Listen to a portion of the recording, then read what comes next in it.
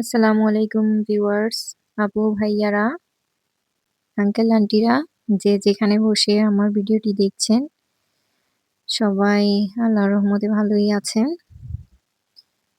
আমিও আলহামদুলিল্লাহ এই তো বেশ কিছুদিন অসুস্থতার পর আজকে একটু ভালো লাগছিল।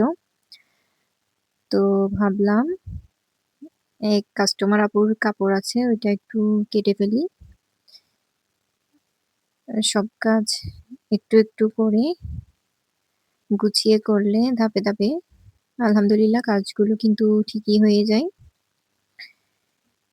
এই তো আসলে প্রতিদিনই কিছু না কিছু শিক্ষণীয় ব্যতিক্রম কিছু উৎসাহমূলক কিছু আপনাদের সাথে শেয়ার করার ট্রাই করি। যাতে করে আপুরা আমার ভিডিও দেখে হয়তো কিছু না কিছু উপকার তো মিলবে, না হয় কিছু উৎসাহ তো পাবেন। আসলে আশেপাশে কেউ কখনো কাউকে উৎসাহ দেয় না যে, "তুমি করো।"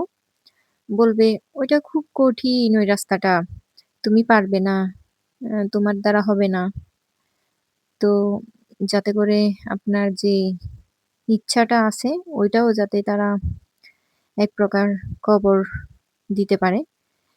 তো দেখেন আমি কথা বলতে, বলতে আপুর প্যান্টটা প্লাজো ছিল, ওইটা কাটিং করে নিয়েছি।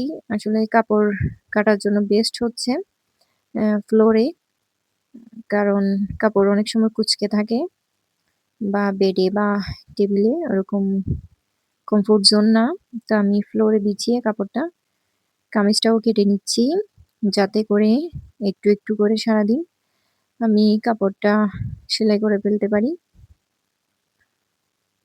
কাপড়টা কেটে কিন্তু আমি রাতে ভাত রান্না করব। তো ভাবলাম আপনাদের সাথে শেয়ার করি। এখানে দেখতে পাচ্ছেন ছোট, ছোট ২ টা পিচ্চি আমাকে এসে প্রশ্ন করছিল যে, "তুমি এগুলা কি করবা? এইটা তোমার কি?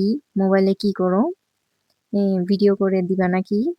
আরো অনেক প্রশ্ন। তো আমি বললাম যে, "আমি তাহলে তোমাদেরকেও ভিডিও করে দিই। সবাই দেখবে।" বলে যে, "না লজ্জা পাচ্ছে।" ১ম এ বললাম যে, বলবো ভিডিওতে, "এরা ছোট, ছোট আমার কাস্টমার বউয়ের জন্য কাপড় সেলাই করতে আসছে।" তো ওরা নিজেরাই লজ্জা পেয়েছে। দেখেন এই যুগের বাচ্চা কিন্তু অনেক ফরওয়ার্ড। ওরা এটা কিন্তু বুঝছে। তো পরবর্তীতে বললাম, "আচ্ছা যাও, বলবো আন্টির কাছে কেকের অর্ডার দিতে আসছো।" তো হাসতেছে। আচ্ছা যাক ওরা কিন্তু চলে গিয়েছে। তো আমার কাজ আমি করে নিচ্ছি। তো নিজেরটা হলে যেমন তেমন আসলে নিজেরগুলো সেলাই করারও সময় পাচ্ছি না। কাস্টমারটা তো একটু চিন্তা ভাবনা করেই করতে হয়। যাতে করে কাপড় কেটে ফেললে কিন্তু আর কিছুই করার থাকে না। তো কাটিংটা হচ্ছে মেইন।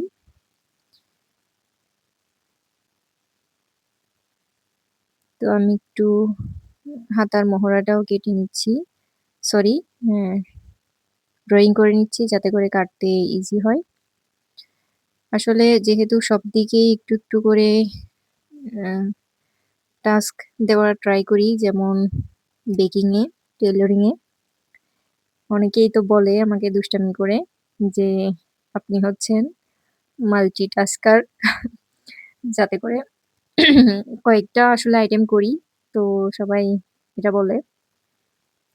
আসলে ভালো লাগে নিজের পছন্দের কাজগুলো একে, একে করে শিখতে, শিখতে আজ আলহামদুলিল্লাহ এ পর্যন্ত এসেছি। আপনাদের দোয়া, ভালোবাসা, সাপোর্ট পেলে আমি আরো সামনে এগোতে পারবো। তো আমি কিন্তু একটু স্কিপ করছি না যাতে করে আপুরা বুঝতে পারেন। অন্য কাপড়টা বসিয়ে আমি কাপড়টা কেটে নিচ্ছি। একটু, একটু করে সেলাইয়ের বাড়তি অংশ রেখে।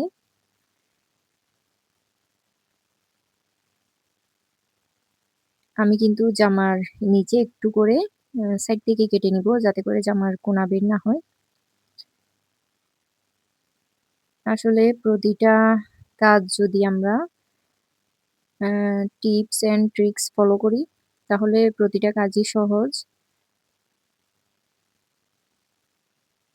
অনেকেই বলে যে, "আপনি এতগুলো কাজ কিভাবে শিখেছেন? কিভাবে নলেজে রাখেন?"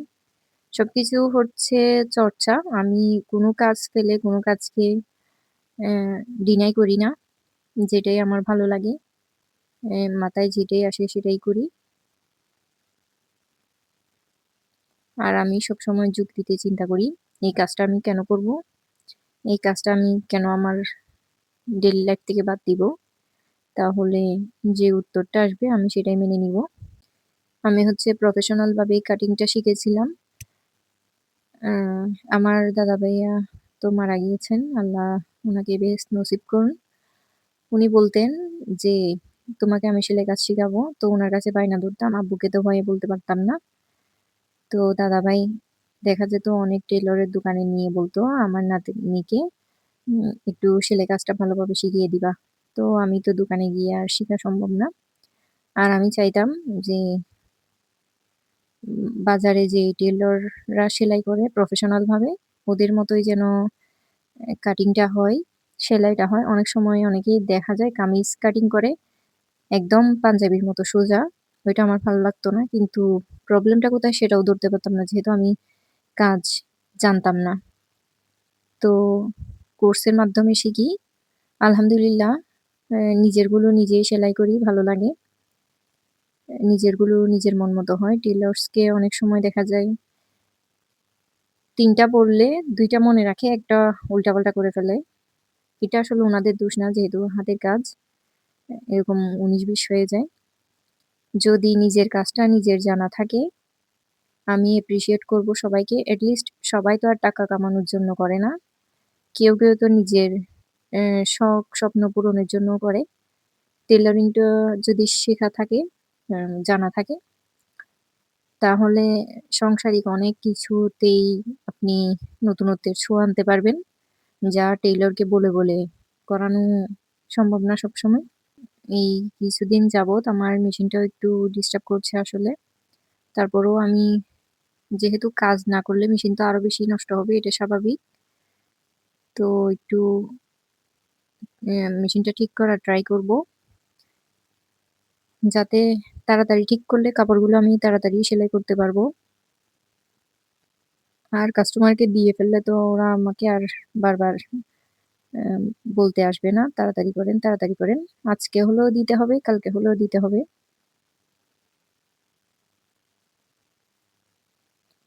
আরো সময়ের আগে দিতে পারলে সেটা তো আরো বেশি ভালো। হয়তো একদিন বলবে যে, "উনাকে যখনই দিয়ে দিতে বলি উনি তাড়াতাড়ি সময়ের আগে দিয়ে দেন।" এটা ভালো গুণের মধ্যেই পড়ে। কিন্তু আমি হাতাটাও কেটে নিচ্ছি। এটা একদম ফুল হাতাও হবে না, 3 কোয়ার্টার হাতাও হবে না, একটু লং হবে এরকম আরকি। এই কেচিটা হচ্ছে আমার টেইলরিং জীবনের শুরুর কেচি। তো অলরেডি ৬-৭ বছর হয়ে গেছে। এটা দিয়ে আমি অনেক কিছু করেছি।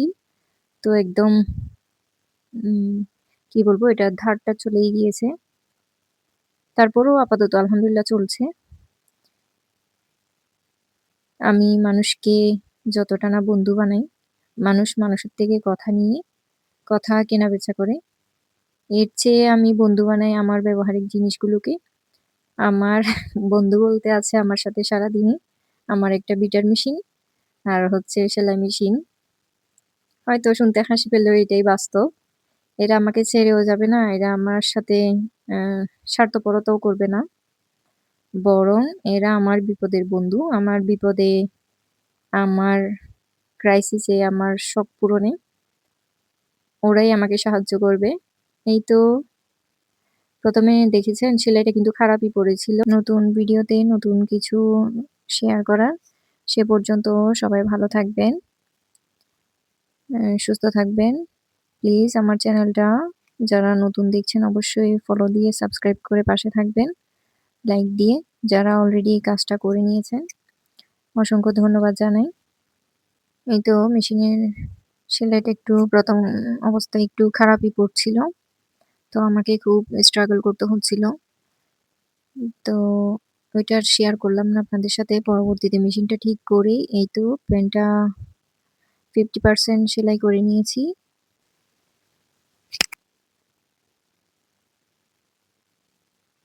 তো প্যান্টের ফাইনাল লুকটা আমি একটু দেখিয়ে দিচ্ছি। ভালো থাকবেন, সুস্থ থাকবেন। আল্লাহ হাফেজ। আসসালামু আলাইকুম।